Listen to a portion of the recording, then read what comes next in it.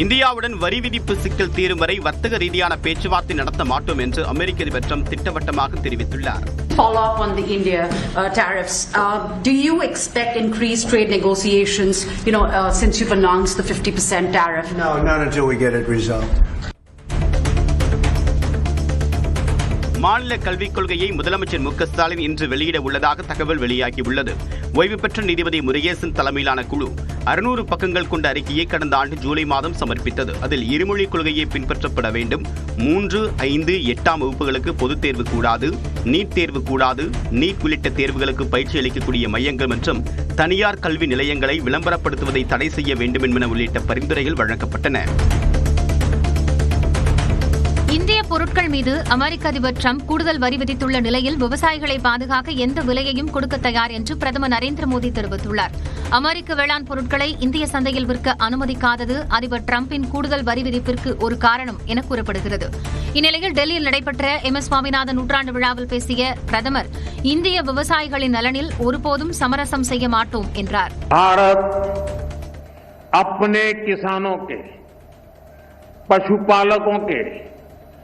और मछुआरे भाई बहनों के हितों के साथ कभी भी समझौता नहीं करेगा.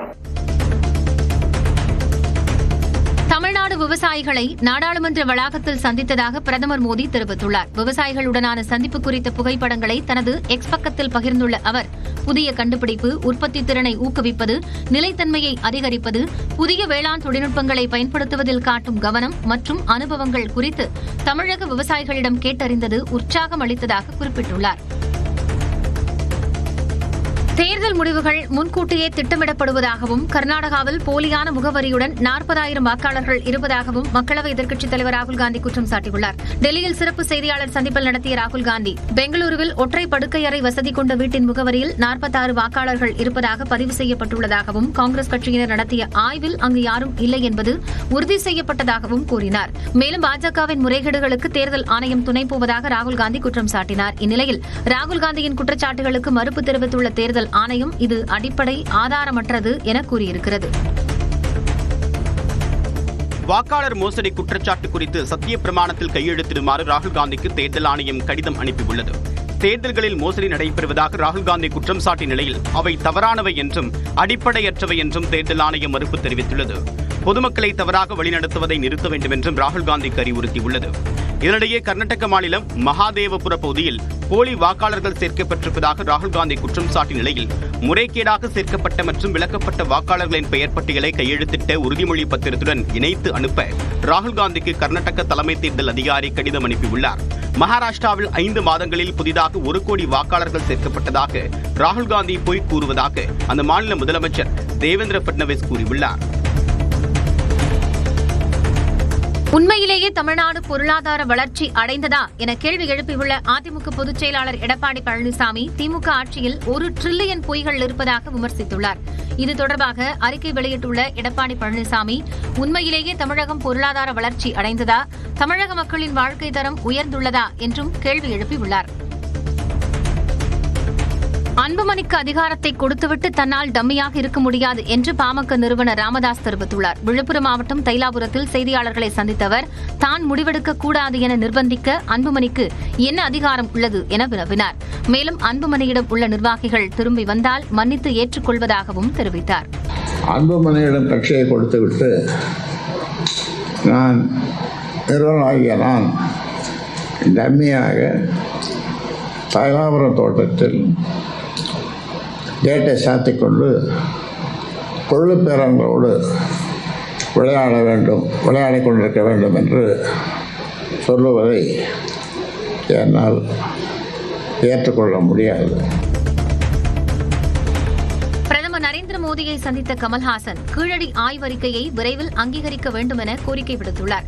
மாநிலங்களவை உறுப்பினராக அண்மையில் பதவியேற்ற மக்கள் நீதி மய்யம் தலைவர் கமல்ஹாசன் பிரதமர் நரேந்திர மோடியை மரியாதை நிமித்தமாக சந்தித்து பேசினார்.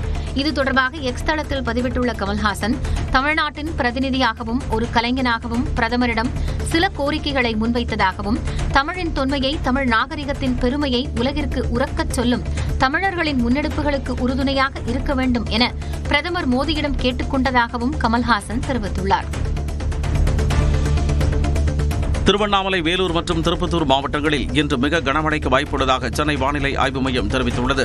வளிமண்டல கீழடுக்கு சுழற்சி காரணமாக நாகை, மயிலாடுதுறை, திருவாரூர், கடலூர், விழுப்புரம் ஆகிய மாவட்டங்களில் இன்று கனமழை பெய்ய வாய்ப்புள்ளது. கள்ளக்குறிச்சி, செங்கல்பட்டு, காஞ்சிபுரம், ராணிப்பேட்டை மாவட்டங்கள், புதுச்சேரி மற்றும் காரைக்கால் பகுதிகளிலும் கனமழைக்கு வாய்ப்பிருப்பதாக தெரிவிக்கப்பட்டுள்ளது.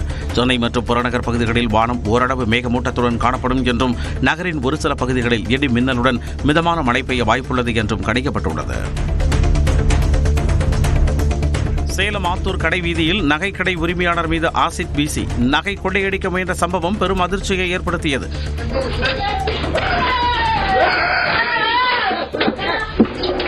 வைத்தீஸ்வரன் என்பவரை நகைக்கடையில் இருவர் நகை வாங்குவது போல் நடித்து மறைத்து வைத்திருந்த ஆசிட் பாட்டிலை எடுத்து முகத்தில் பீச்சி அடித்து நகைகளோடு தப்பியோட முயன்றனர். ஒருவரை கடை உரிமையாளர் பிடித்த நிலையில் மற்றொருவரை பொதுமக்கள் விரட்டி பிடித்தனர். பிடிபட்டவர்களிடம் இருந்து துப்பாக்கியை காவல்துறையினர் பறிமுதல் செய்து விசாரணை நடத்தி வருகின்றனர்.